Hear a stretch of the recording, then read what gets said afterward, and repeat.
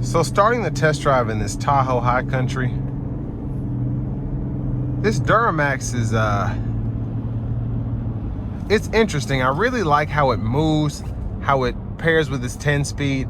It's very, very fun to drive, very quick. It just feels nice.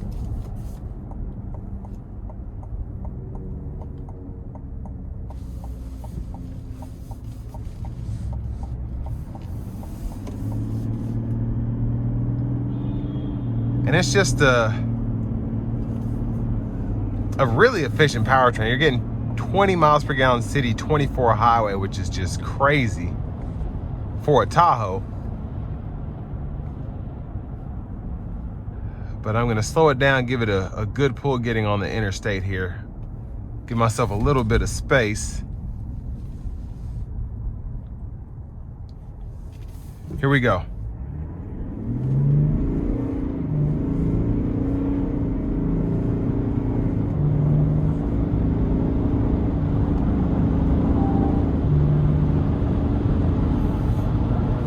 So I didn't floor it, just gave it a little something getting on the highway here. Very good pulling power, I think.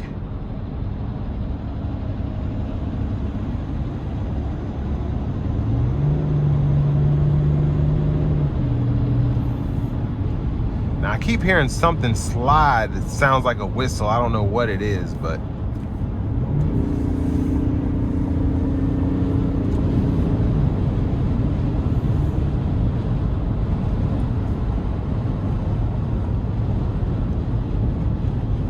I mean, the ride quality is phenomenal. Feels really nice.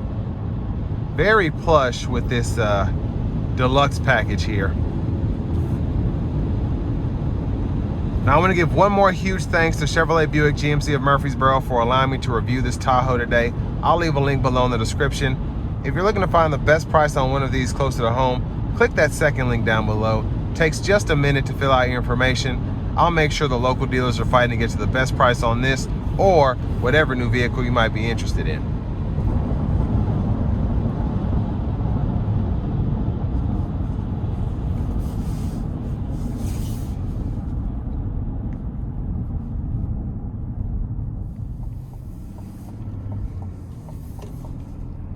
Now this is a lot of money, almost $93,000 sticker price. If you're paying the almost 10% sales tax here in Tennessee, you're over $100,000 for this vehicle. That's before negative equity.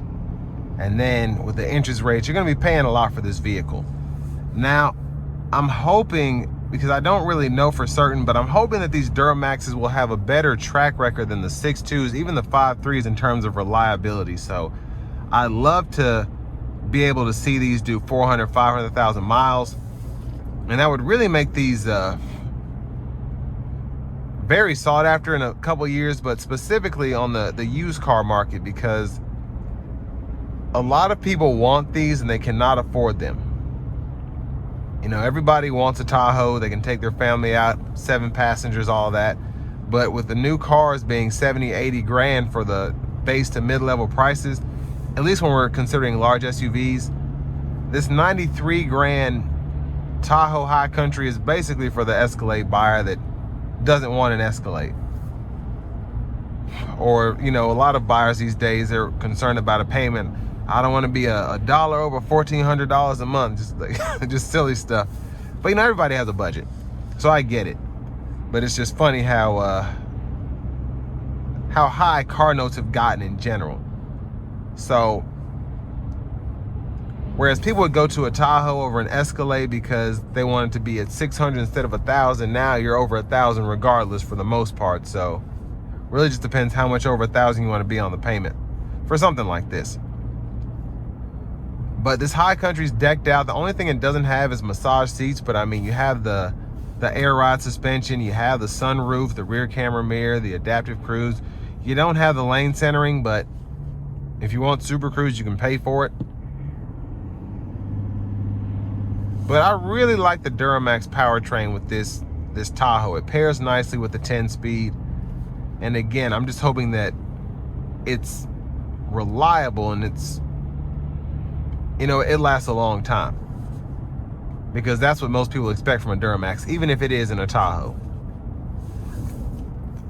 But a great SUV, it's pricey, but it's top of the line. So with all that being said, this will bring me to the end of my review of this 2026 Chevy Tahoe High Country.